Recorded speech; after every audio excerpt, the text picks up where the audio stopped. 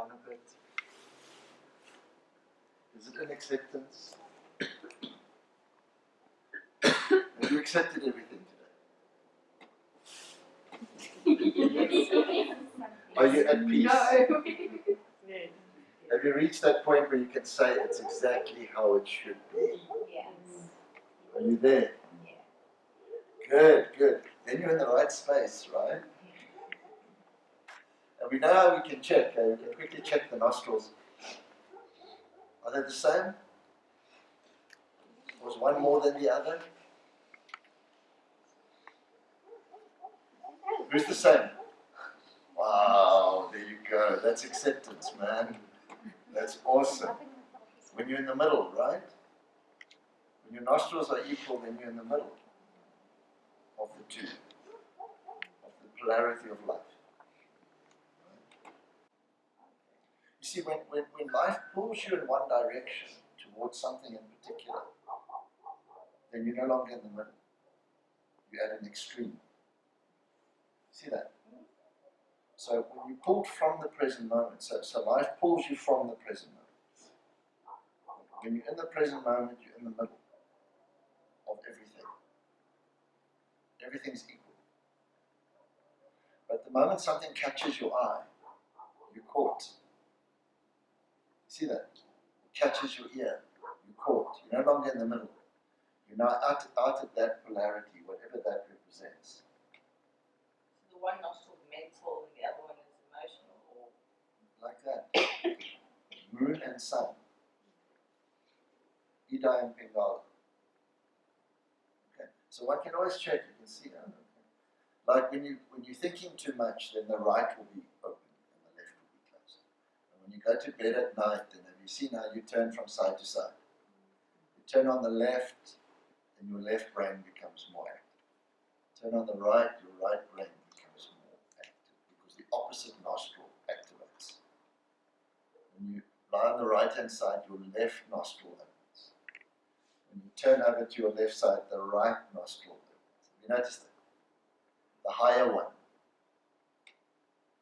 And when you have a cold, the system doesn't work and then you can't sleep. Right? Have you noticed that? When you turn, so that disturbance you're having with your breathing is when the right one can't open. When you turn, the wrong one stays open.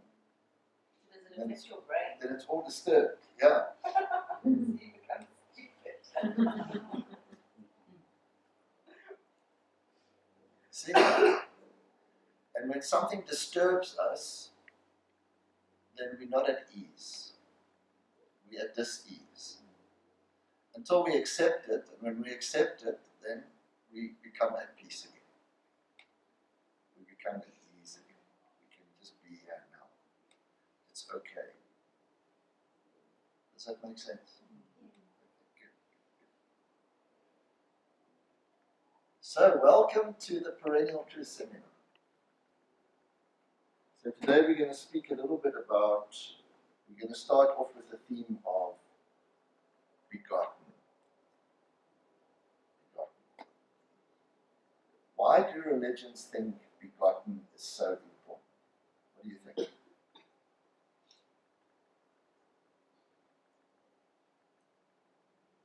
What does begotten mean? Isn't it a nice word? Begotten. So are you all begotten? According to the Catholic creed, yes. Are you begotten? What part of you is begotten? Supposedly.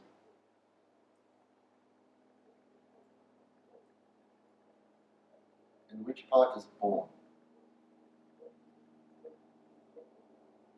Were you born? Were you all born? Then you can't be begotten. Nothing that is born is begotten. Nothing that is begotten is born. Getting this?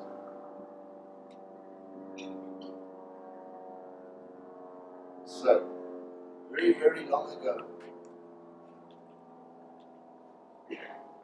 there was a council. That's a fresco of the council. The guy in the middle, at the back, is Constantine. And Constantine convened this council, and it was known as the Council of Nicaea. And he invited to this council over 1,000 bishops. So bishops from all across the world, what they knew as the world, the New World, which was the Roman Empire. And all these bishops came together to decide what would be the credo, what would be the creed of Nicaea, what would be their adopted creed for the church. And what they were discussing, more importantly, was who was Jesus Christ? Was he begotten of the Father? So in other words, he's a piece of the Father. Or was he created? Was he a creature that would live and die? Because everything that is created lives and dies. Everything that is born lives and dies. So only those that are begotten of God, excuse the gender, himself, are immortal. Therefore, for Jesus to be immortal, he has to be begotten.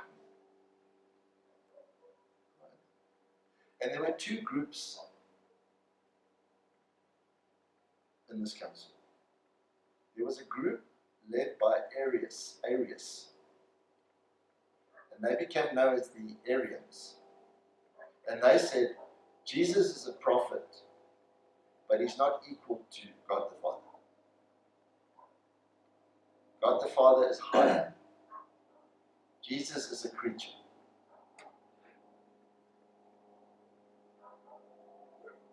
But the moment they say that, that means he's not immortal. And the Nicaeans, on the other hand, who were in the majority, they said, no. Those bishops said, no. He's begotten.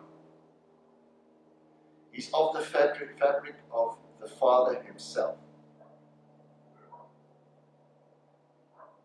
And therefore, he's immortal. And so, the Creed of Nicaea in 325 after Christ. We believe in one God, the Father Almighty, maker of all things visible and invisible. And in one Lord Jesus Christ, the Son of God, begotten of the Father, the only begotten, that is, of the essence of the Father, God of God, light of light, the very God of the very God, begotten, not made, being of one substance with the Father, by whom all things were made, both in heaven and on earth, who for us men and for our salvation came down and was incarnate and was made man. He suffered, and the third day he rose again, ascended into heaven. From thence he shall come to judge the quick and the dead, and in the Holy Ghost.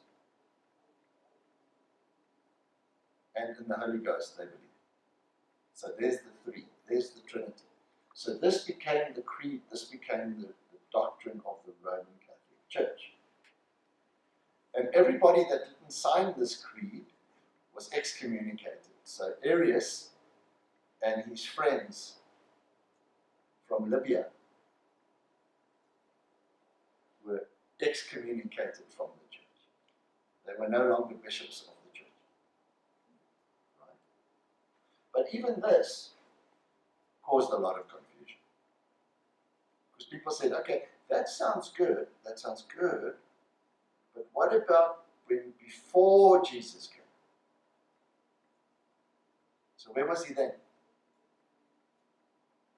So if you're saying Jesus Christ came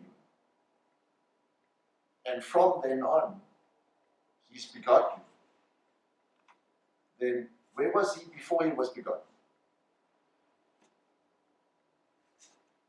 And so, at the first council of Constantinople in 381 AC, so in other words, 60 years almost later, they came, and you can see I put colors there. Can you see the colors? That red is all the stuff they added in, just so that any confusion can be sorted out. Okay.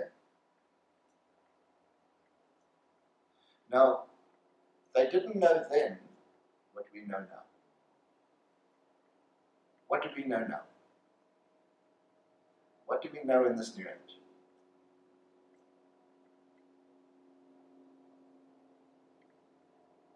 What have we learned that wasn't known then? We've learned that Jesus and Christ are two different fellows. That you can't say Jesus Christ. Or maybe you can, but it would be misunderstood. That Jesus is the man and Christ is the soul. And that the soul is begotten, but that man that was born of Mary couldn't possibly be begotten because he was born. Are you getting it? And the same is true for every one of us. So for every one of us sitting here tonight, your soul is begotten, but you are not. So, how to become your soul? Are you getting it? So a lot of confusion has existed. There. A lot of confusion has existed about who it is we are. What am I? Am I this person? And if I'm this person now, who was I before this? So did I never, ever, ever exist? And then all of a sudden, I was born and here I am? And then what about after this? Do I go to heaven? Can I, this me, this thing I think I am, this me, this I, this human, can this human go to heaven? Are there humans in heaven? No. Or can only things that are from heaven go to heaven? Are they of a different substance than me? What do you think? Getting it? So what do we know today? We know that there's different levels to existence. The body can't become the mind. The mind is higher than the body. The body can't think. Not even if it wanted to. And the mind, the intellect, can't feel. The heart is higher than the mind, than the intellect. So no more than the body can become the mind become the heart. Right? In the Bible they say there's nothing higher than love. You can have all the wisdom in the world, but if you don't have love, you have nothing. Right? You can have all the scriptures in the world, but if you don't have love, it's been a waste of time. Is that true? In your life? Is that true? You see that? But now this is very interesting. Now we discover there's something beyond the heart. Something beyond that. That is begotten. So how do I meet that something that is begotten? Where does it dwell? Right. So the dwelling place of this something of me that is begotten is the present moment. So when are you in the present moment? Not in the past and not in the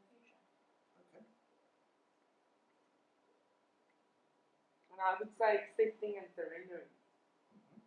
Otherwise, that can contain you not to be in the present moment. So while you're thinking, are you in the present moment? Can you be in the present moment and think at the same time? No. So every moment of your life that you are thinking, you are not in the present moment. And it can be about the past, and it can be about the future. It really doesn't matter, but you're not here. And when you're feeling, can you feel and be in the present moment? A little bit more complicated, isn't it? Can you feel and be in the present moment? No? No. Because your feeling's about something, and that something excludes you from the present moment. You see that? You've sacrificed the whole for the something, the small for the great. Right? So while you're thinking, while you're feeling, even if it is love, you're not in the present moment. So what's the present moment then? What do you experience when you're in the present moment? So you're not thinking, you're not feeling. What then? Observation. Of what? Just being. What is the attribute that denotes the present moment? What is it? Acceptance, surrender. What's beyond love? Oneness. Ah, oneness. Sorry, that Oneness. The oneness of all. Right? So, isn't that wonderful? I know I'm in the present moment when I can perceive the oneness of all. The allness of one. Right? The allness of me and the oneness of all. That's the experience. Right? So what are we saying? We're saying I can have communion with my soul. Me, the one that was born and will die, can have communion with my soul. So what is the soul? Give me a definition. light. Relate it back to God. If your soul is begotten, then give me a definition.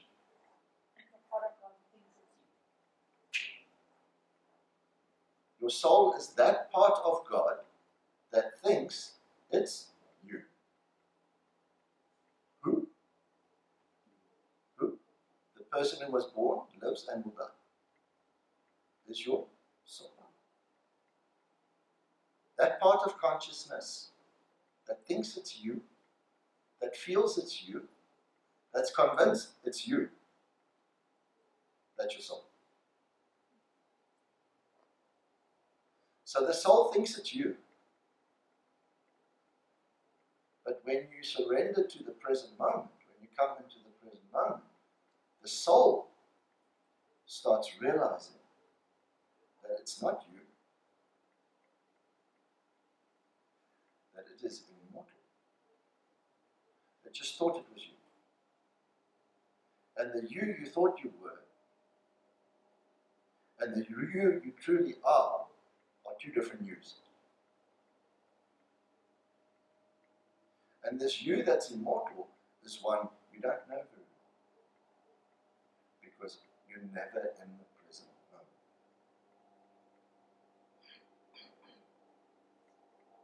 So, all these techniques we practice, whether it's yoga or pranayams or mantra meditation, japa or affirmations or selfless service or singing bhajans or psalms or whatever it is you do, is for what purpose? To connect with yourself. So that you can come into the present moment. It's to enable you come into the present moment. Why? Because if any technique can get you to the present moment, job done. Consciousness takes care of the rest. All it needs to do is get you there. Seen it? So, the perennial truth. What do we find in the present moment? What's in the present moment that's not available elsewhere? What can you tune into in the present moment? It depends on the moment. It's ever changing. Yeah. But give it a definition. What can you tune into in the present moment? The truth of the present moment. See, we don't know the truth of the present moment. We don't know it. So, we think about it, we wonder about it, we infer, we deduce, we watch life, we go, I think this is happening because of this thing, it might be that. Is she saying that because she means it? We don't know the truth of the present moment because we stand outside the present moment and attempt to know the truth of the present moment. Are you getting this? Are you seeing this? So we want to know the truth of the present moment, but we're not coming into the present moment to know it. So instead we think and we feel. We think about it a hell of a lot. Why are you thinking so much? Because you want to understand things, don't you? Yeah. Do you want to understand things? Is that why you're thinking? Yeah. Isn't it? You're trying to figure out what the hell is going on and how do I fix this thing called my life. Right. So I'm thinking, and I'm deducing, and I'm inferring, and I'm being logical, and I'm making a whole list of assumptions. Why? I've got to be sane, I've got to have some understanding of this thing called my life. Right? The fact is, there is no thing called your life. There is no such thing. All there is what you're aware of right now, in this moment, right now, this moment, this moment. That's all that's real. The thing called your life does not exist. It's a memory. It's in the past. It's gone already. You see that? There's no thing called your life. There's no such thing. Just like there's no such thing as a river. Is there such a thing as a river? No. The water keeps changing. The water that was there yesterday and the water that was there just now and the water that's there now, not the same water. That water left. Today I might drink the water and I'm fine. Tomorrow I drink it, I die. Because there's a toxin in the water now. There's no such thing as a river. It's an illusion. It's a river ring. There's no such thing as called your life, but there's such a thing as called living. You can live, but you don't have a life. Are you getting it? You can river, but there's no such thing as a river. There's a river ring. Getting this? So all my memories of my life, of all those moments of life, I call my life. All my memories of it. You see that? Yeah, in my life, yeah, I've had some tough times, eh? You know? And you feel that defines you. That's who you are. All that hardship that you've suffered in life must be for some damn reason. That's me. I've been carved from the troubles of life. Is this true? No? No. You are whatever you're aware of right now. Whatever you're aware of right now is who you are. Not that stuff that's happened to you. What you're aware of right now is you. That defines you. Not stuff that's happened to you. You getting it? What you're aware of right now. If I kick my toe right now, where am I? In the toe. I'm just a toe. Who are you? I'm a toe. Right? Because that's all I'm aware of. All I'm aware of is right now. I can't talk about what I was aware of yesterday, can I? You see that? So if I was a policeman last year, and you ask me now, what do? I can't say I'm a policeman. I'm not a policeman anymore. It's in the past. I was a policeman. Right now, I'm not a policeman anymore.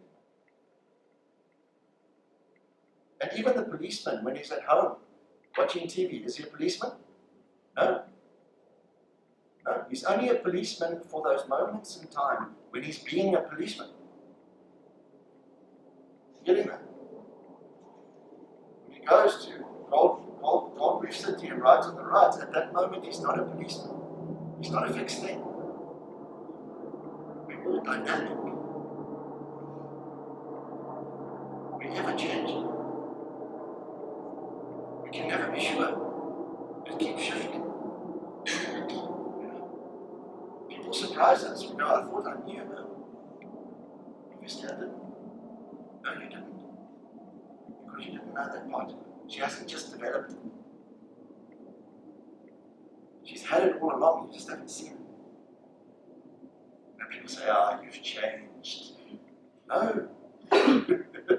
No, that part was always there. I just wasn't showing it to you. You just didn't see it. I was hiding it. I was keeping it to myself. I don't think you'd like that. But now that you've pissed me off, I'll just show you it anyway. So you can see it now. There it is. Too bad. See that? Right? We're dynamic. In every given moment, we are what we're aware of. What we're aware of defines us. Can you see this? What you're aware of defines your world. The world within your mind. Right? The more you're aware of, the greater you become. The less you're aware of, the smaller you become. The smaller, the professor can be as small as an atom. Because that's all he's interested in, is that atom under the microscope. That's his reality. His consciousness equals an atom. Well, I can be a benevolent person with my arms stretched out to the world in an accepting embrace. Who am I now? Much larger. Larger than life. Larger than whose life? Larger than your life. You can be larger than your life. Because what's your life? What you're aware of. You can be aware of more than what's personal to you. I need not only be aware of what's of personal interest to me, I can be aware of more. I can be sitting right now and be aware of the birds outside, even though I have nothing to do with it. You see that? My awareness can extend beyond just my selfish interests. In which case now I'm larger than life. Whose life? My life. I'm larger than my life. Seeing this? So awareness, this consciousness. Where does awareness come from? Consciousness. Awareness belongs to consciousness, belongs to the soul. Seeing this? It doesn't belong to the mind. It belongs to consciousness. The mind's just borrowing it. The mind's borrowing consciousness. Vitality, where does vitality come from? From consciousness. The body is just borrowing it. See that? Feelings, emotion, the ability to feel. We say it, we assign it to the heart. But where does that ability come from? This ability to love. Can you ever love anything that's separate from you? No, you can't. There must be a sense of oneness for love to even be possible, isn't it? Isn't this true? Listen to this carefully. Can you really love someone if you really, really believe they're separate from you. No. Only the fact that we're all one makes the possibility of love arise. See that? Only if there's oneness. So that ability to love is an extension of oneness from the level of the soul, from the level of consciousness. You see this? Expressions of consciousness, intelligence. The ability to be intelligent, where does it come from? Consciousness. This ability to perceive the causal of the manifest is an ability of consciousness. So now I start saying, wow, okay. So, how can I learn how to be in tune with this moment so that consciousness and me can awaken? See that? That's the question, right? How can consciousness, if it's true that consciousness permeates all my levels of being, my body, my mind, my heart, then how can this consciousness awaken? The awakening of consciousness is the awakening of the soul. Because remember, the soul is that piece of consciousness that thinks it's you. So you following this? So now we say, okay. So, consciousness can awaken in me.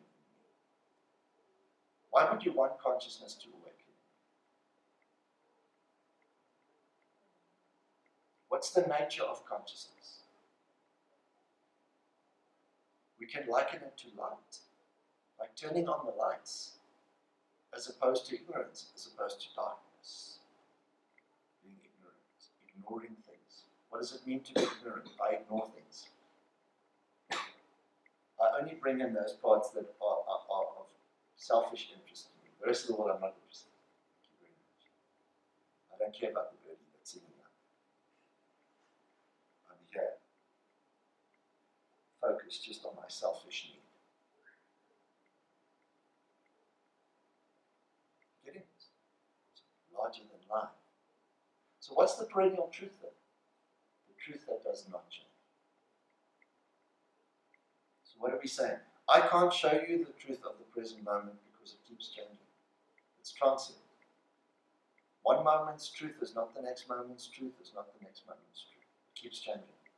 As people change, as circumstances come, people come and go, the truth changes. The truth of this moment changes. All the time. So I have to see it for myself. But to see it for myself, you're going to have to show me how to get there. So what does the perennial truth give us? A roadmap. A map. How to get there. How do I get there? When am I there? How do I know when I'm there? And is it separate from life? Or is it in life? What do you think? Can consciousness awaken in the cave? Where there's nothing going on? Maybe a bloke walking around. No, in life. In life, engaging with life is when consciousness can easiest awaken. Also the most difficult, also the easiest, if we know how. Because life can be very distracting.